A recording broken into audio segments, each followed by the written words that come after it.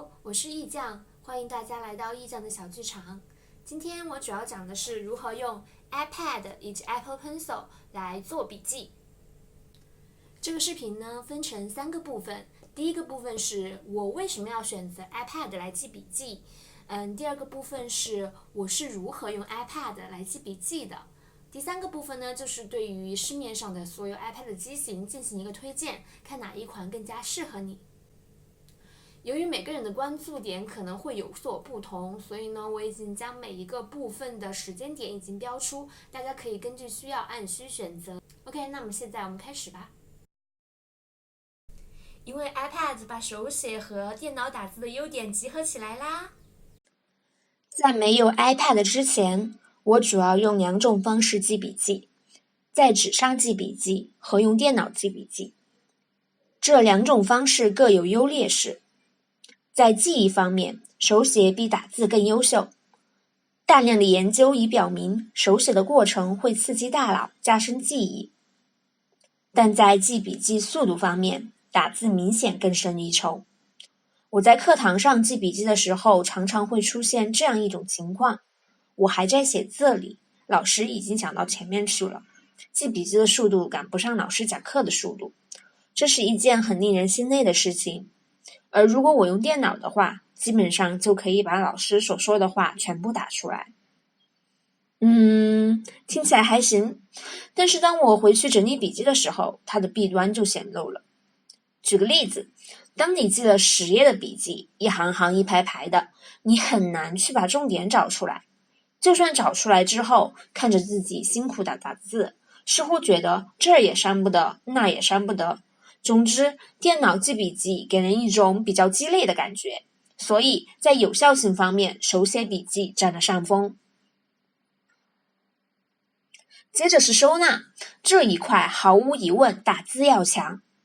当你记完笔记，你会发现你的各种笔记总是东一块西一块的，即使你收纳好了，也很占地方。而打字不会，它只是占你的电脑内存而已。最后是可携带性，当你需要带一定的笔记出门时，如果是纸质的笔记，你会发现不同的笔记本会影响到你对书包的选择。当你需要带多本书或者多本笔记出门时，书包就会又沉又重。电脑在这方面的表现，如果是轻薄本的话还行，如果比较大的话，比笔记本好不到哪儿去。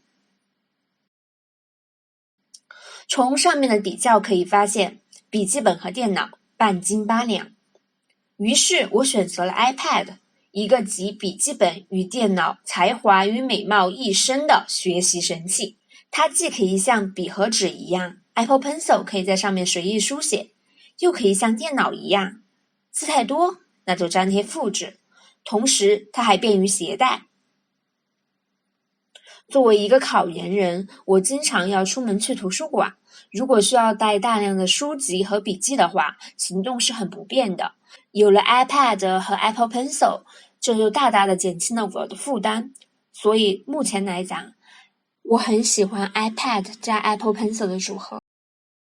iPad 上我主要用2款软件记笔记，一款是 Notability， 一款是 OneNote。打开即可记笔记，笔记纸张颜色可选，网格可选，笔的颜色也可以选择，你想怎么写就怎么写。此外，高光也不是问题，它有多种颜色供你选择。不过这些功能手写笔记本也可以做到啦。Notability 最吸引我的是这3个功能。第一是它可以分屏阅读，在记笔记时难免会翻书，这个时候左边放书，右边放笔记，完美搭配。你甚至书都不用带，网页也是如此，查问题、粘贴复制，轻松搞定。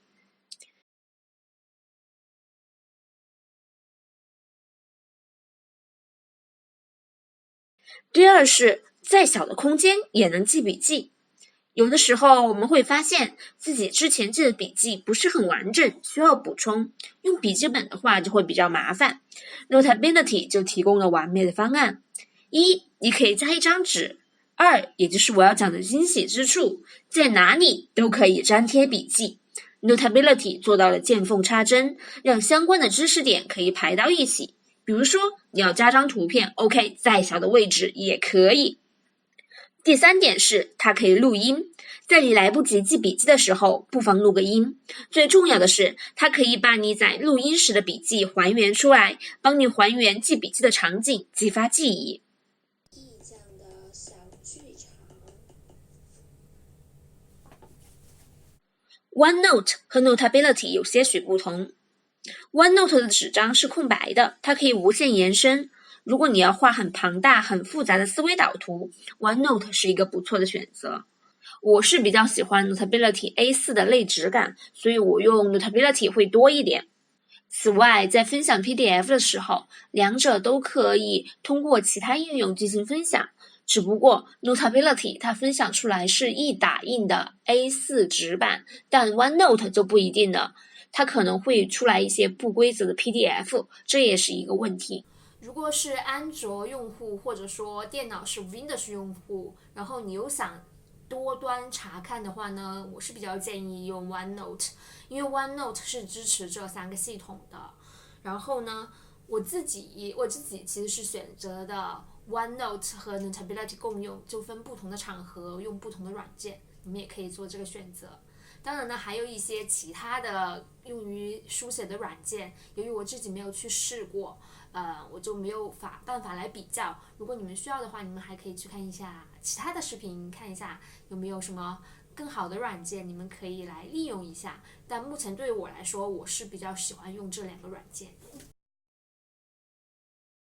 OK， 大家可以看到，在屏幕上我已经标出了各款支持 Apple Pencil 的 iPad 的价格，你们可以参考一下。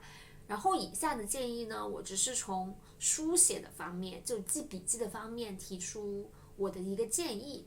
首先就是 iPad Pro， 它肯定是公认的最好用的啦。然后有一个2017，还有个2018版。然后呢，2018版确实蛮贵的，然后2017也是 OK 的。因为我当时买的时候就只有 iPad 2018以及 iPad Pro 2017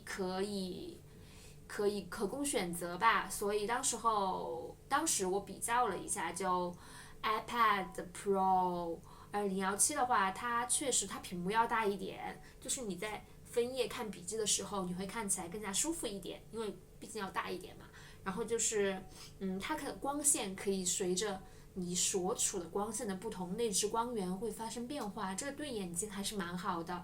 然后2018是没有这个功能的，以及呢就是它的书写的话，可能延迟感没有那么强，据说要比2018要快一些，比其他款也要快一些。但是我自己在写的时候，我觉得2018已经是 OK 的，没怎么感觉到延迟感 OK。然后呢，就是 iPad 3和 iPad mini 5，然后 iPad mini 5呢，我是不是很建议大家用来记笔记？因为其实这个屏幕都已经不是很大了，当你需要用分屏功能的时候，mini 5就更小了。除非你决定了就是你不会用分屏功能，那我觉得 mini 5是 OK 的。但通常建议下我不太建议mini 5。然后 iPad Air 呢，我觉得也是很好的，然后它是新出款的嘛，这个你就要比较价格啦，然后它的屏幕要比2018要大一点，这是我比较喜欢的一点。OK， 那么以上就是今天的内容啦。如果喜欢的话，欢迎大家给我点赞。然后如果有任何问题的话，也欢迎大家在评论区下面留言。同时呢，也欢迎大家关注我。那么我们下一期再见吧，拜。